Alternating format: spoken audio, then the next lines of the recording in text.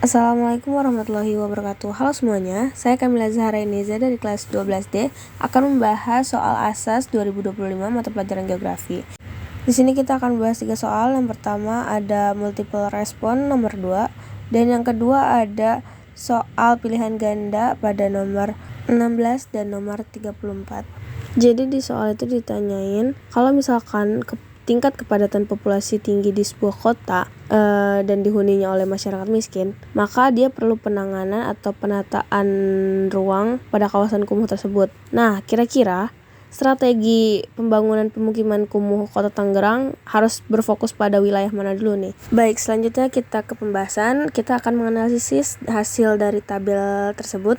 Kita bisa lihat tadi bahwa total luas kawasan pemukiman kumuh tahun 2023 di Kota Tangerang ada 77,98, di mana di situ ada 13 kecamatan dan kemudian dibagi yang hasilnya 5,998 sekian dari total luas kawasan kumuh di Kota Tangerang.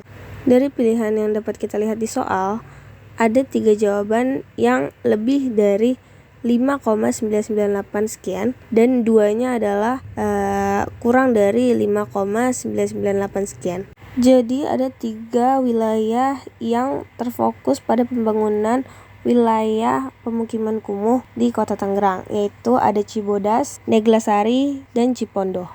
Baik, selanjutnya kita ke soal berikutnya, pilihan ganda nomor 16. Di soal sudah disajikan peta rute KRL Jabodetabek. Berdasarkan peta yang disajikan, perwilayahan pemetaan tersebut termasuk ke dalam wilayah fungsional karena A. menunjukkan kondisi fisik tertentu. Itu tidak, karena kita tahu bahwa wilayah fungsional memiliki interaksi. Kemudian merupakan wilayah dinamis yang menunjukkan keseragaman fisiknya. Tidak. Alasannya sama seperti opsi A, karena ada fisiknya, sedangkan kalau fisik itu ada di wilayah formal. Kemudian opsi C, merupakan kawasan homogen yang dikelilingi oleh berbagai kota satelit sehingga menunjukkan adanya pergerakan yang statis. Jelas tidak, karena wilayah fungsional itu bersifat dinamis, di mana dia berubah-ubah. Sedangkan statis itu lempeng-lempeng aja gitu.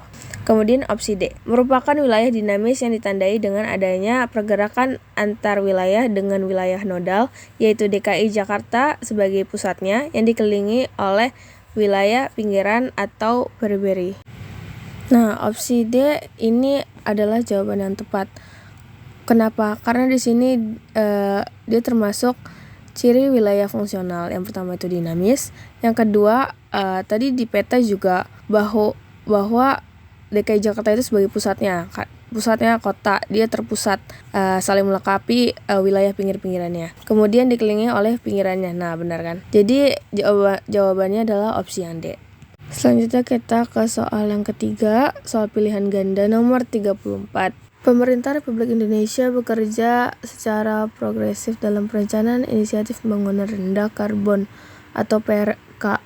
Fase 1 inisiatif PRK Indonesia telah diadopsi ke dalam Rencana Pembangunan Jangka Menengah Nasional atau RPJMN 2020 sampai 2024.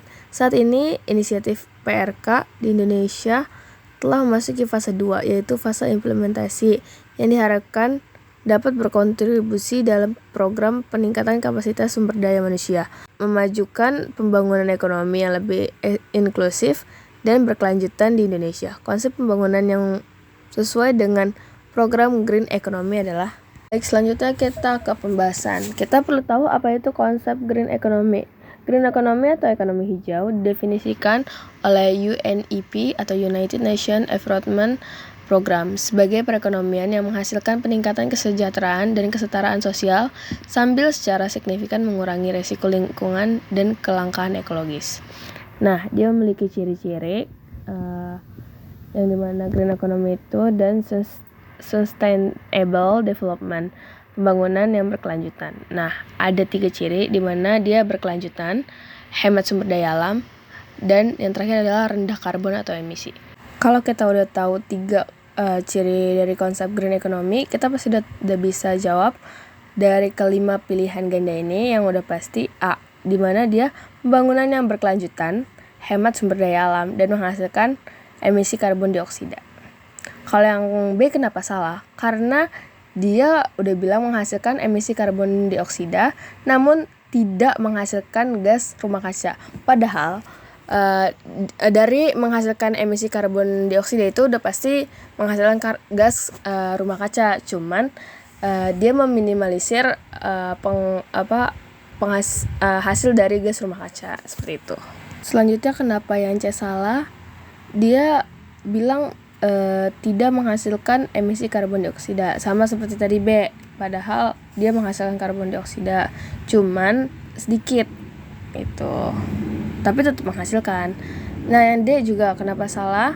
Karena ada kalimat meningkatkan gas rumah kaca, padahal bukan untuk meningkatkan gas rumah kaca, namun dia tetap ada gas rumah kaca, tapi tidak yang signifikan.